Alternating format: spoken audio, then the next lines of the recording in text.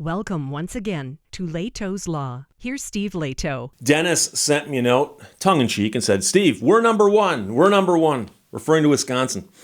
ABC7 Chicago ran a story that Wisconsin is the drunkest state in America. Again. Justin McDevitt wrote the story.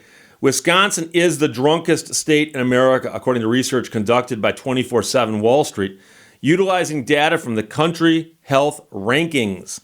25.2% of people in Wisconsin who are adults drink heavily, which is 6% more than the national average. So this is, of course, based on survey results. 25.2% implies that 1/4 of all adults in Wisconsin drink heavily. That's 6% more than the national average. 35% of fatal car accidents are alcohol-related. That's a daunting number, 9% higher than the national average. Coming in second is Iowa at 24.6%. South Dakota, Montana, and North Dakota round out the top 5 spots. And so this is, again, based on survey data and what percentage of the adults in that state drink heavily. The effects of drinking are numerous, of course. Melinda Wenner-Moyer asks herself, Chardonnay, why do you fail me? The writer recently explored a new term called hangxiety, which describes the shame spiral one often experiences after a night of drinking, regardless of the number of drinks consumed. I would assume, though, that there's a proportional relationship with the hangxiety and the number of drinks. The more you have, the more regret you're likely to have, generally speaking. People sometimes use the word to describe the emotional plunge they feel after drinking that doesn't quite constitute a proper hangover, she says. Hangovers, of course, aren't fun, but excessive drinking comes with additional side effects that are much more permanent. In 2020, 11,000 people died in alcohol-impaired driving deaths. That number represents a 14% increase, according to data from NHTSA. While all these deaths are preventable, it's important to note that not all deaths result from someone exceeding the legal limit. 2,041 people were killed in alcohol-related crashes where a driver had a blood alcohol level of 0.01 to 0.07, which means they had some alcohol in their system, but not enough to make them impaired in most states. Some states have dropped it to 0.05, but the majority have the level there at 0.07. So that would be under the legal limit of intoxication in most states. Heavy drinking might look glamorous on film and television, but it can have a serious long-term consequence. Excessive drinking puts you at risk for alcohol poisoning, hypertension, acute myocardial infarction, STDs, unintended pregnancy, fetal alcohol syndrome. So it sounds like this article also has a bit of a agenda, and I'm willing to grant you that. But the numbers don't lie. There are economic side effects as well. It is estimated that alcohol abuse costs $249 billion a year in lost productivity. Also, healthcare and criminal justice expenses. I can tell you right now, drunk driving is expensive. If you get busted for that, the cost, what you're going to end up paying money-wise out of your pocket is going to be quite a lot. And I'm not talking about, the time you spend going to jail maybe or lost work. I'm talking about simply all the fines and costs and attorney fees. And the bulk of it's the fines and costs, not the attorney fees. So don't go there. Given their more stringent laws on alcohol consumption, it should come as no surprise that Utah is the least drunk state in America. Utah, with only 11.9% of adults reporting excessive drinking.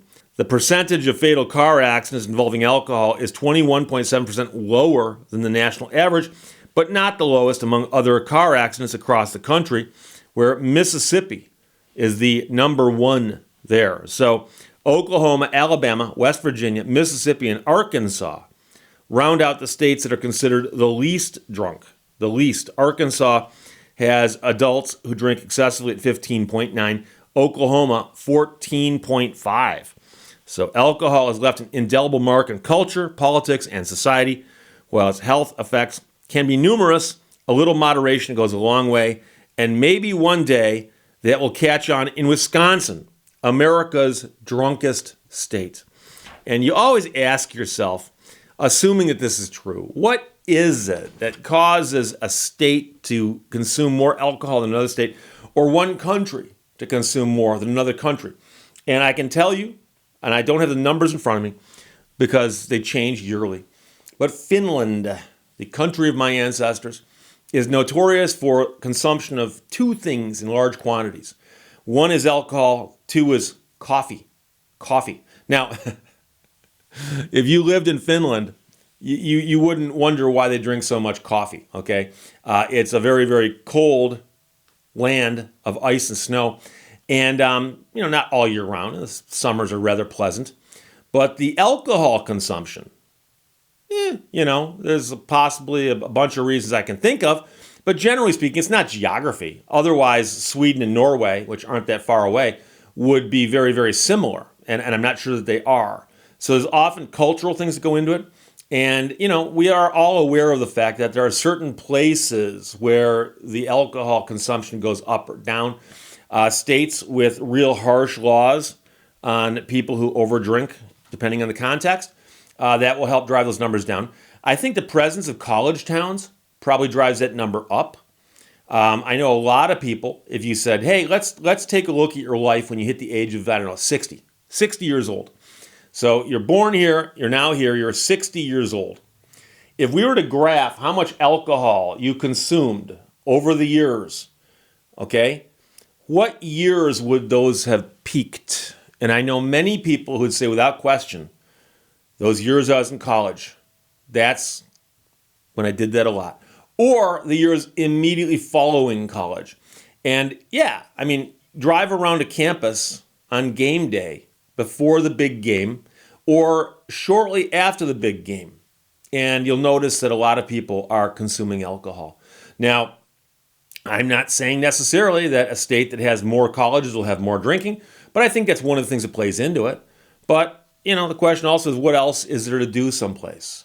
And I think there probably is an element of, if you are in a really, really snowy place and the winters give you rather short daylight hours, that I think you're probably tempted to drink a little more in the evening, because evening comes at about 3 o'clock. And you realize as you're counting flowers on the wall that it's going to stay dark for a while. You might have a couple hours of sunlight tomorrow, but then it's going to get dark in the afternoon again.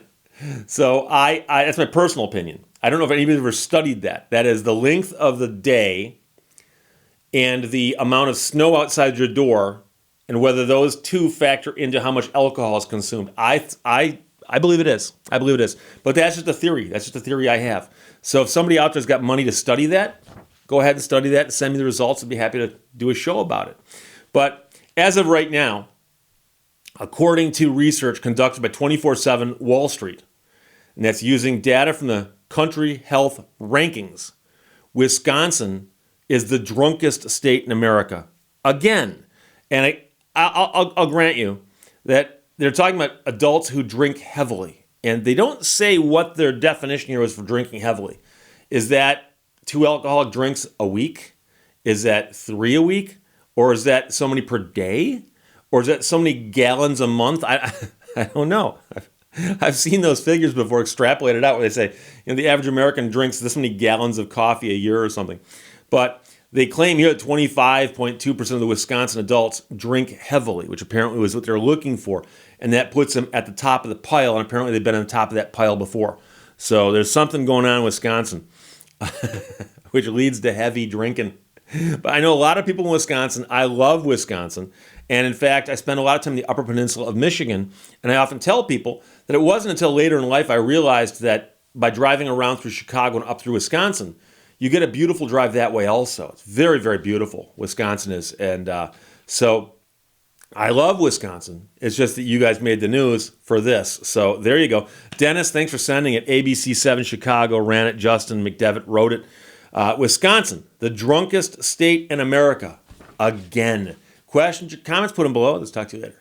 Bye-bye. Thank you for watching Lehto's Law. Life's too mysterious to take too serious.